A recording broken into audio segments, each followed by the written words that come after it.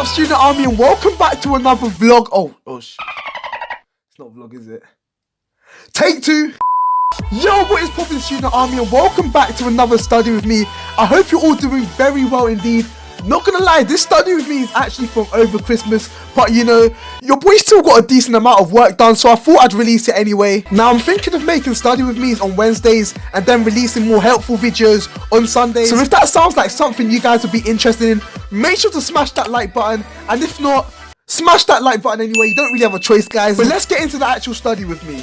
I started off my session with a cheeky little bit of English because it's one of my favourite subjects. I pretty much stick to the rule of doing, you know, more mundane, boring subjects early on in the day and then more fun / interesting tasks later on. And I really would recommend you give this a go because, you know, if it's like 11 PM and your timetable says French, you're gonna go to bed, yeah, let's be real. Like, unless you love French, you're gonna go to bed, guys. As you can see, I split my page into quarters, and in each box I tackle a certain aspect of the text, usually plot, character, key quotes, theme / stage direction, I think is the last one I use, and then I go online and I absolutely rinse a variety of resources in order to get real quality top points, which I can include in future essays or in English orals, which I actually have coming up in, I think, 4 weeks or something. I'm not entirely sure. One thing I forgot to mention: if you see a revision strategy you like or would like further insight, for example, make sure to comment down below or message me on Snapchat. My Snapchat will actually be in the description or on screen now if I remember. Sliding into the next session, guys, we have philosophy, and philosophy is kind of a sticky one because it's so damn interesting. And whilst we're on the topic of interesting things, guys, can we just appreciate my beautiful red fluffy Christmas jumper, guys? What can I say, guys? I'm just pretty stylish. Jumpers aside, philosophy is literally like one of the most intellectually stimulating subjects. But, you know, the trouble is, when you've got 5 other demanding subjects, I don't really have the time, you know, to be pouring my heart out into the gods or like searching for some like deeper meaning of life. Like, at the end of the day, your boy's just trying to get a degree in it. I was pretty much going over the essay structure for our unseen paper. Essentially in May we get a philosophical stimulus. So for example, it could be an extract from a book or an interview, for example, and we have to discuss what the text tells us about, for example, the nature of philosophy, the methodology. So for example, should we observe society and human nature and form our morals from our observations, which would be the approach of an empiricist, or should we use reason and make up our own morals and enforce it on everyone regardless of what we observe in nature, which would be rational? I can't say that word, yeah, I'm not even gonna lie. I think I'm gonna put it up on screen if I remember. But yeah, let me know what you guys think down in the comment section below. Whilst we're on the topic of philosophy, I've just realised how different it is from GCSE RS. Personally, I actually picked it because I thought it was just going to be an extension of Year 11 RS, which would have been just absolutely lovely, but there's actually a lot more thinking involved and barely any actual religion in it. I mean, after all, it is called philosophy, I guess. Here I was looking at some advice on how to structure and write an unseen essay.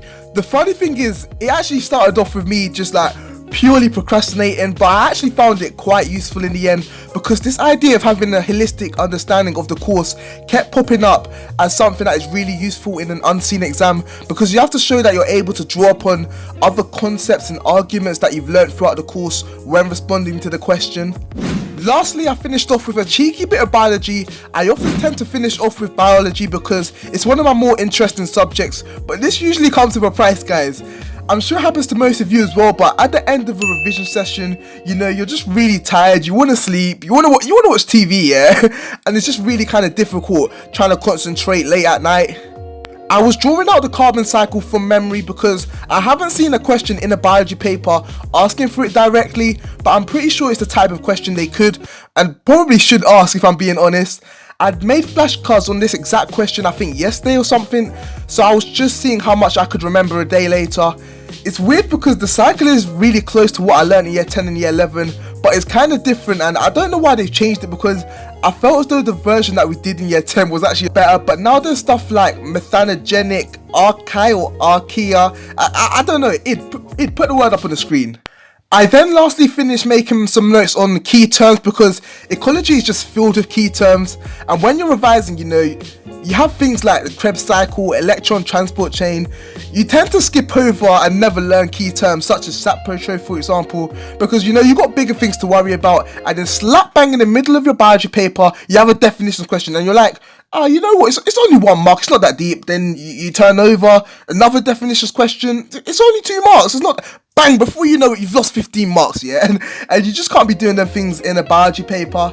So yeah, I was just brushing up on some of those key terms, and not before long, I was actually in autopilot where, you know, you're writing stuff down, but you're not actually learning much of the content that you're writing down. And on that rather unproductive note, that is the end of the video, boys and girls. I hope you guys feel motivated to do some work. I mean, guys, look at my jumper, yeah? If this guy can do a couple of hours of work, you guys can do a couple of hours of work. I mean, don't fall into the trap of watching a ton of study with me and not actually doing any work, because we've all been there, yeah, and it's not the type of place you want to go. But somewhere you do want to go is down in the description of this video, and drop it a massive like and a big fat subscribe whilst you're down there, and I'll see you guys in my next video. Should I do that same one again?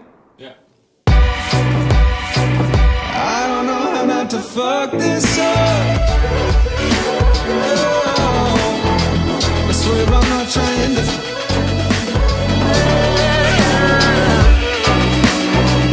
I don't know how not to fuck this up.